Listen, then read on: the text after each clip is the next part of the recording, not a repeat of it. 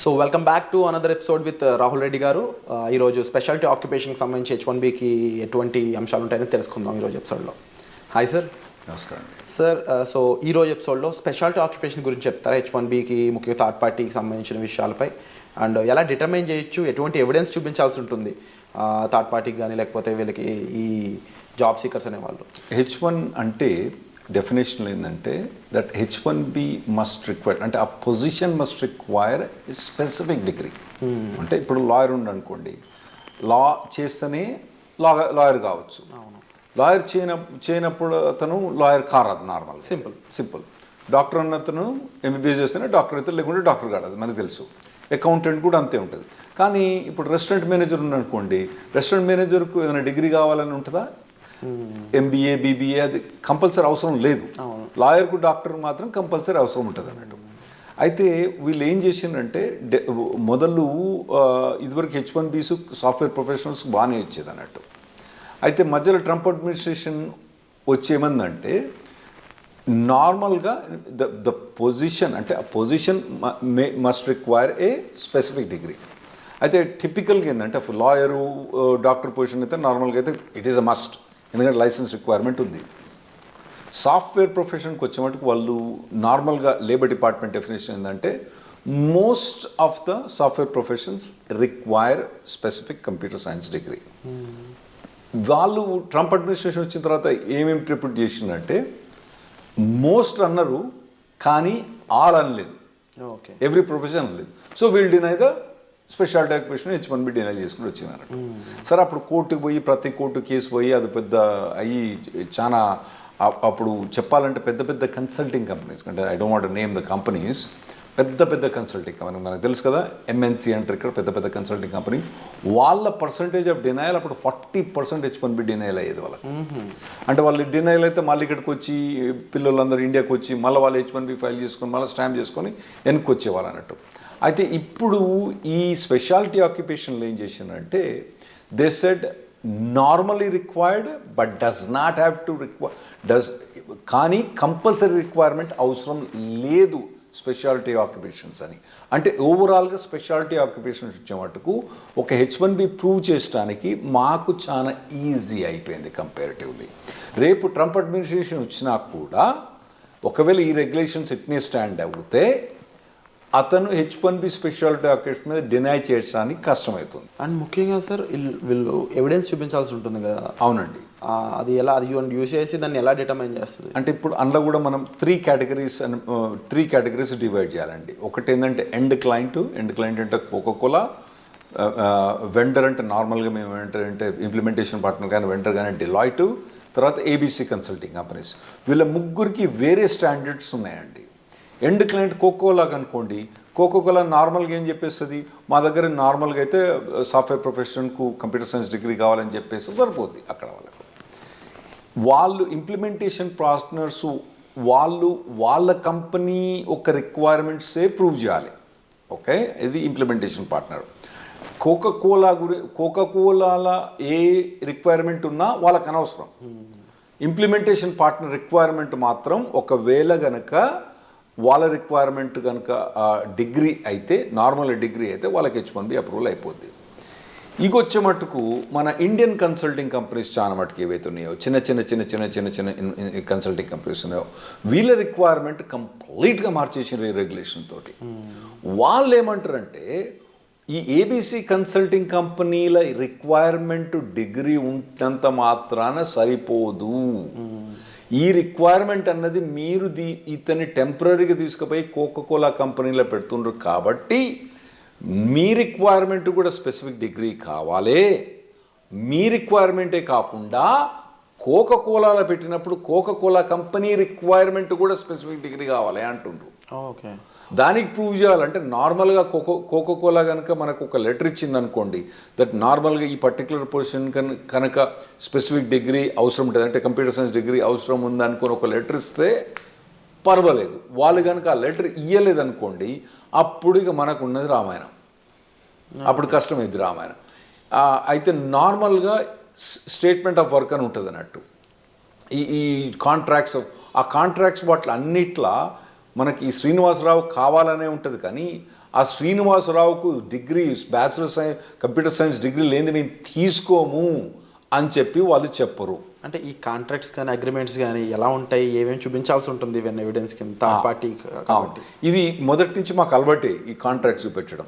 So ఇప్పుడు నార్మల్గా ఏం కాంట్రాక్ట్ చూస్తామంటే ఏబీసీ కన్సల్టింగ్ ఇంక్ కంపెనీ నుంచి తర్వాత మేమేం చేస్తామంటే ఈ మన డిలాయిట్ కన్సల్టింగ్ కంపెనీ కాంట్రాక్ట్ చూపెడతాం. అప్పుడప్పుడు ఏమడుగుతారంటే డిలాయిట్ నుంచి మాకు కోకోలా కంపెనీ కాంట్రాక్ట్ కూడా కావాలంటారు. వాడు డిలాయిట్ ఇయ్యాడు, ఆ ఇంప్లిమెంటేషన్ పార్ట్నర్ మాకు ఇయ్యాడు. సో అటువంటి కాంట్రాక్ట్స్ అప్పుడు ఏం చేస్తామంటే ఒక లెటర్ తీసుకొస్తాం కోకోలా నుంచి, దట్ వాళ్ళకు డెలాయిట్కు కాంట్రాక్ట్ ఉంది, డెలాయిట్ ద్వారా ఈ ఏబీసీ కన్సల్టింగ్ కంపెనీ ద్వారా శ్రీనివాసరావు మాకు పనిచేస్తాడని వాళ్ళు లెటర్ ఇస్తారు. ఆ లెటర్ ఇస్తారు, కానీ ఆ లెటర్లో కనుక వాళ్ళు స్పెసిఫిక్గా డిగ్రీ రిక్వైర్మెంట్ కనుక పెట్టకపోతే మాకు H1B డినై అయ్యే ఛాన్స్ ఉంటుంది. అక్కడ యుఎస్సిఎస్ అంటే ఇమిగ్రేషన్ డినై అయ్యే ఛాన్స్ ఉంటుంది. మళ్ళీ తర్వాత ఒకవేళ అక్కడ మనం పాస్ అయ్యి ఇక్కడికి వచ్చిన తర్వాత కౌన్సిలర్ వచ్చిన తర్వాత ఈ కౌన్సిలర్ కూడా మనం డినై చేసే ఛాన్స్ ఉంటుంది అన్నట్టు. సో ఇప్పుడు కొత్తగా వచ్చిన రెగ్యులేషన్స్లో ఇది January 17th ఎప్పుడైతే ఇంప్లిమెంట్ అవుతాయో ఇది మేజర్ బ్లో అవుతుంది మన ఇండియన్స్కి. మన ఇండియన్స్ చాలామంది కన్సల్టింగ్ కంపెనీ ద్వారా ఇక్కడి నుంచి ఇండియా యూఎస్ పోవడం కానీ, ఆ తర్వాత యూఎస్లో ఉన్న వాళ్ళు కూడా చిన్న చిన్న కన్సల్టింగ్ కంపెనీస్ జాయిన్ అవ్వడం కానీ చాలా ఈజీగా జరిగిపోతూ ఉంటుంది అన్నట్టు. సో అది బాగా ఇప్పుడు వచ్చిన రెగ్యులేషన్ ప్రకారం డినయల్ అయ్యే ఛాన్స్ బాగుంటుంది. మళ్ళా ఇవన్నీ అయిన తర్వాత ఇప్పుడు వచ్చేది ఎవరు మనకు January 20th పెద్ద మొగుడే వస్తాడు. ట్రంప్ అడ్మినిస్ట్రేషన్ మనకేమైనా ఫేవరబుల్ ఇంప్లిమెంట్ చేస్తారా ఈ రెగ్యులేషన్? అసలే చేయడు. సో మనకు బాగా ఇబ్బంది. ఈ రెగ్యులేషన్స్ రెస్ట్రిక్షన్స్ ఉన్నది, మళ్ళీ వచ్చేది అడ్మినిస్ట్రేషన్ మహా స్ట్రిక్ట్గా ఇంప్లిమెంట్ చేస్తారు. కాబట్టి చిన్న చిన్న కన్సల్టింగ్ కంపెనీ ద్వారా ఎంప్లాయ్మెంట్ ఎవరైతే పోదలుచుకున్నారో వాళ్లకు నరకం అనుభవించే ఛాన్స్ ఖచ్చితంగా కనబడుతుందండి నాకు. అంటే ఇక్కడ సైట్ విజిట్స్ కూడా జరిగే ఛాన్సెస్ ఉంటాయి, ఎంత ఆఫెన్గా జరిగితే? డైరెక్ట్ కోకోకోలాకు జాబ్ విషయం అనుకోండి, సైట్ విజిట్కు కంపల్సరీ అవసరం లేదు ఇప్పుడు కొత్త రెగ్యులేషన్స్ ప్రకారం కూడా. దాదాపుగా నేను అనుకునేది ప్రతి 10 ఏటికి 20 ఏటికి ఒకడు పోయి ఆడ కోకోలా కంపెనీకి డైరెక్ట్ ఎంప్లాయీ కాబట్టి వాడు పెద్ద ఏం తందంగా చేయడు. తర్వాత ఇంప్లిమెంటేషన్ ప్రాబ్లం. ఇంప్లిమెంటేషన్ అంటే మన పెద్ద పెద్ద కంపెనీస్ ఉన్నాయి కదా ఇక్కడ, ఇది ఇండియన్ స్టాక్ మార్కెట్లో మీకు తెలుసు కదా, ఇవన్నీ ఇంప్లిమెంటేషన్ పార్ట్నర్స్ కదా. వాటికి కొద్దిగా ఈజీగానే చేసిండ్రు ఈ రెగ్యులేషన్స్ ప్రకారంలో. అంటే వాళ్ళకి అప్పుడప్పుడు సైట్ విజిట్ చేయొచ్చు, అంత కోకోలా కన్నా కొద్దిగా ఎక్కువ సైట్ విజిట్ వీళ్ళకు ఇంప్లిమెంటేషన్ పార్ట్నర్స్ అవుతాయి. మళ్ళా ఇప్పుడు మనం ఏబీసీ కన్సల్టింగ్ కంపెనీ అన్నాం కదా, చిన్న చిన్న కంపెనీ ద్వారా పోయే ఏబీసీ కన్సల్టింగ్ కంపెనీ పోతే మాత్రం కంపల్సరీ మ్యాండేటరీ సైట్ విజిట్ అని పెట్టిను. కాకపోతే ఈ సైట్ విజిట్ అన్నది శ్రీనివాసరావుకు ఏబీసీ కన్సల్టింగ్ కంపెనీకా, ఈ site visit Srinivasarao ABC consulting company తర్వాత మధ్యలో ఉండే ఇంప్లిమెంటేషన్ పార్ట్నర్ కోకోకోలా ఈ అన్ని కంపెనీకి వీలు పెడతారా అన్నది మనకి ఇప్పుడు అర్థం కావట్లేదు. ఇప్పుడు అంటే ఈ తెలుగు ప్రొఫెషన్స్ ఎలా ఎన్షూర్ చేసుకోవాలి కంపెనీస్ H1B కంపెనీస్? ఎన్షూర్ చేసుకునేది ఏం చెప్పలేమండి. డైరెక్ట్గా కోకోలా జాబ్ వస్తేనేమో మనోనికి మంచిది, అవునా, సేఫ్, ఇంకా అది సేఫ్, అంతకన్నా మంచి సేఫ్. లేదా అంటే ఇంప్లిమెంటేషన్ పార్ట్నర్ వస్తేనేమో సెకండ్ లెవెల్ సేఫ్. ఈ కన్సల్టింగ్ కంపెనీ పోయితే మాత్రం కంపల్సరీ రిస్క్ ఉంటుంది. థర్డ్ పార్టీ ఎంతవరకైనా రిస్క్ అని అంటారు. అవును, థర్డ్ పార్టీ ఇదివరకే రిస్క్, ఇప్పుడు చాలా ఎక్కువ రిస్క్. అట్లా వద్దంటారా? అంటే వద్దని నేను చెప్తామండి. ఇప్పుడు గ్రాడ్యుయేట్ అవుతాడు, కాలేజ్ అయ్యి గ్రాడ్యుయేట్ అవుతాడు అనుకోండి, అతనికి జాబ్ లేదు, అందరికి యాపిల్లో దొరకాలని రూల్ ఉండదు కదా, మైక్రోసాఫ్ట్ దొరకాలని ఉండదు కదా, అందరికి పెద్ద పెద్ద ఇంప్లిమెంటేషన్ పార్ట్నర్ దొరకాలని ఉండదు కదా. సో ఇటువంటి జాబ్ తీసుకోవాల్సి వస్తుంది అప్పుడప్పుడు. వీళ్ళు ఒకవేళ టాలెంట్ కానీ మార్కెట్ కానీ మంచిగా ఉంది అనుకోండి, వాళ్ళు డైరెక్ట్ యాపిల్, మైక్రోసాఫ్ట్, కోకోకోలా ఇటువంటి కంపెనీకి పోతే పర్వాలేదు. కానీ దొరికినప్పుడు ఏం చేయాలి, మరి పోవాలి కదా. అటువంటప్పుడు రిస్క్ బాగుంటుందండి. వీళ్ళ డే టు డే జాబ్లో ఉండే ఫ్లెక్సిబిలిటీస్ ఏ విధంగా ఉంటాయి జనరల్గా? జాబ్ అన్నది టిపికల్గా ఒక్కొక్కవేళ కోకోకోలాకి డైరెక్ట్ పనిచేసినా కూడా, తర్వాత ఇంప్లిమెంటేషన్ పార్ట్నర్ పనిచేసినా కూడా, ఏబీసీ కన్సల్టింగ్ కంపెనీకి కూడా నార్మల్గా పని రిక్వైర్మెంట్ అనేది ఏబీసీ కన్సల్టింగ్ కంపెనీకి ఎక్కువ ఉంటుంది. ఎందుకంటే ఇతను లేయర్ ద్వారా వస్తాను కదా, మధ్యలో ఇంప్లిమెంటేషన్ పార్ట్నర్ ఇంత తినేస్తాడు పైసలు, మళ్ళీ తర్వాత ఏబీసీ కన్సల్టింగ్ కంపెనీ ఇంత పైసలు తీసుకున్నాడు. అంటే కోకోకోలా దగ్గరికి పోయేటప్పుడు వీని డబ్బులు బాగా ఎక్కువైపోతాయి. రామదాస్ సినిమాలో చూపిస్తారు వయసు పోతాడు, అక్కడక్కడ పోతే తరిగిపోతా అంటే కదా, వీని దగ్గరకు వచ్చినప్పుడు ఇది తరిగిపోతుంది. కాబట్టి నార్మల్గా చిన్న కన్సల్టింగ్ కంపెనీ నుంచి పోయిన వాళ్ళకి రెస్పాన్సిబిలిటీ చాలా ఎక్కువ ఉంటుంది, ఓకే, పని ఎక్కువ ఉంటుంది. ఇంకోటి ఏంటంటే వాళ్ళు ఏం చేస్తారంటే వాళ్ళకు ఒకవేళ వాళ్ళకు ఫుల్ టైం ఎప్పుడు జాబ్ ఉందనుకోండి, వాళ్ళు ఏం చేస్తారు, నార్మల్ వాళ్ళే హైర్ చేసుకుంటారు. కాకపోతే ఏంటంటే సరే 2-3 ఏళ్ళే జాబ్ అంటే 3-4 ఏళ్ళే జాబ్ అంటే ఇంప్లిమెంటేషన్ పార్ట్నర్ పోతారు. 6 నెలలు 7 జాబ్ అంటే చిన్న కన్సల్టింగ్ కంపెనీకి వస్తారు అన్నట్టు. అది నార్మల్ ప్రొసీజర్ అంటే వాళ్ళది. సో ఒక రకంగా కన్సల్టింగ్ కంపెనీస్ కూడా అండ్ ఈవెన్ థర్డ్ పార్టీకి సంబంధించి చాలా పెద్ద రోలే ప్లే చేస్తాయి. అవునండి, చాలా పెద్ద రోల్. ఇంకోటి ఏంటంటే నార్మల్గా ఒక అబ్బాయి కనుక